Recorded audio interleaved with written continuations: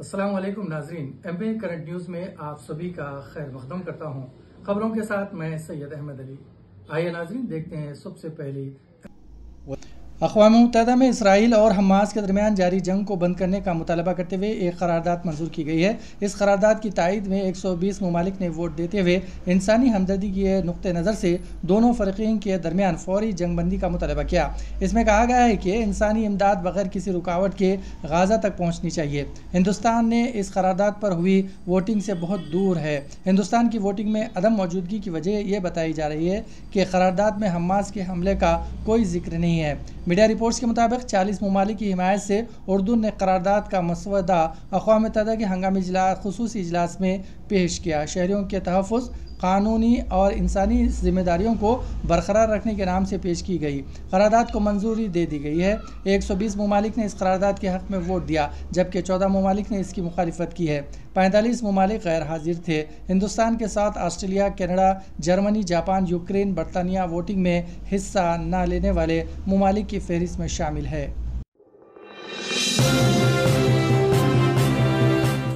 अक़वाम मुत्तहिदा की general assembly इजलास में आज गाज़ा जंग बंदी से मुताल्लिक़ करारदाद मंजूर की गई, जबकि हिंदुस्तान ने वोटिंग में हिस्सा नहीं लिया। इस मामले पर कुल्लियत मजलिस इत्तेहादुल मुस्लिमीन के सदर बैरिस्टर असदुद्दीन अवीसी ने हैरत का इजहार किया और मरकज़ी हुकूमत पर सख्त तनकीद की। उन्होंने एक तवील ट्वीट किया कि यह चौंका देने वाली बात है कि मोदी हुकूमत ने अक़वाम मुत्तहिदा में इंसानी हमदर्दी की बुनियाद पर जंग बंदी और शहरियों की जानों के तहफ़्फ़ुज़ की करारदाद से परहेज़ किया। उन्होंने कहा कि गाज़ा में इसराइल के हाथों 7,028 अफराद हलाक हो चुके हैं। इनमें से 3,000 से ज़ायद बच्चे और 1,700 ख़वातीन हैं। गाज़ा में कम अज़ कम 45% मकानात तबाह हो चुके हैं। 1.4 मिलियन से ज़्यादा बेघर हो चुके हैं। अमन के ज़माने में भी गाज़ा के बाशिंदों को मुकम्मल नाकाबंदी का सामना है और उन्हें इंसानी इमदाद पर इन्हसार करना पड़ता है। जंग शुरू होने के बाद से हालात मज़ीद ख़राब हुए हैं। असदुद्दीन अवीसी ने कहा है कि ये एक इंसानी मसला है, सियासी नहीं। करारदाद पर परहेज़ करते हुए हिंदुस्तान ग्लोबल साउथ, जनूबी एशिया और बरकस में तन्हा खड़ा है। भारत शहरी ज़िंदगी से मुताल्लिक़ मामले पर क्यों परहेज़ करता है?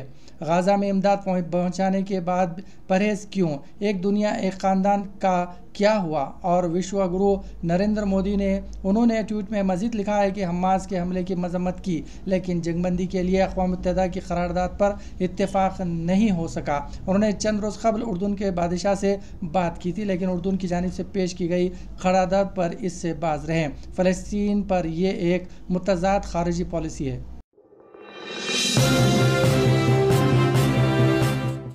कांग्रेस के जनरल सेक्रेटरी प्रियंका गांधी ने आज अक़वाम मुत्तहिदा में गाज़ा जंगबंदी पर वोटिंग में हिंदुस्तान की गैर हाज़िरी पर हैरत का इजहार किया। उन्होंने मरकज़ी की मोदी हुकूमत को तनक़ीद का निशाना बनाते हुए कहा है कि फ़लस्तीन में इंसानियत को तबाह किया जा रहा है। ये इन अक़दार के ख़िलाफ़ है जिन पर हमारा मुल्क कायम रहा है। रवां साल का दूसरा और आखिरी चांद ग्रहण आज शब होगा। मीडिया रिपोर्ट्स के मुताबिक जुज़वी चांद ग्रहण का नज़ारा हिंदुस्तान में भी किया जा सकेगा। चांद ग्रहण का आगाज़ हिंदुस्तानी वक्त के मुताबिक 11:55 पर होगा।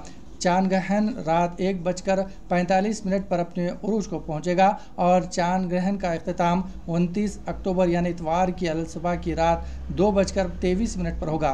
ग्रहण का नज़ारा हिंदुस्तान के अलावा एशिया, यूरोप, ऑस्ट्रेलिया, अमेरिका के मुख्तलिफ हिस्सों, अफ्रीका और अंटार्कटिका में भी देखा जा सकेगा। हैदराबाद में भी चांद ग्रहण का नज़ारा किया जा सकता है।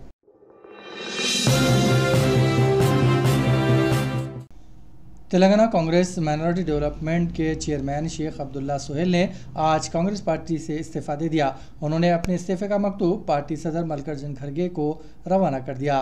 3 सफ़ात पर मुश्तमिल इस्तीफ़े के मकतूब में शेख अब्दुल्ला सोहेल ने कहा है कि पीसीसी सदर रेवंत रेड्डी की वजह से इस्तीफ़ा पेश कर रहा हूँ, क्योंकि वो 45 साल से कांग्रेस से वाबस्ता है और कई पीसीसी सुदूर के साथ काम कर चुके हैं। लेकिन रेवंत रेड्डी पीसीसी सदर बनने के बाद पार्टी में काफ़ी तब्दीलियाँ हुई है। पार्टी का हर तबका इनसे नाराज है। खासतौर पर टिकट की तकसीम में सीनियर कायदीन नजरअंदाज कर दिए गए हैं।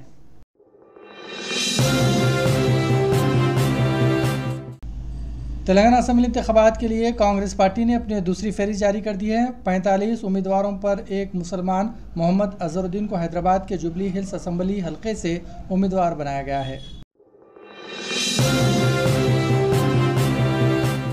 الیکشن کمیشن نے تلنگانہ کے کریم نگر ضلع کلکٹر اور پولیس کمشنر کے خلاف کارروائی کرتے ہوئے ان دونوں کا تبادلہ کر دیا ہے۔ سینٹرل الیکشن کمیشن نے جمعے کو کلکٹر گوپی اور کمشنر پولیس سبا ریڈی کو تبادلے کے احکامات جاری کر دیے ہیں۔ الیکشن کمیشن نے دونوں کے خلاف موصول ہونے والی شکایات کی بنیاد پر یہ فیصلہ کیا۔ احکامات میں کہا گیا ہے کہ کلکٹر اور ایس پی کو جنرل ایڈمنسٹریشن ڈپارٹمنٹ کو رپورٹ کیا جائے گا۔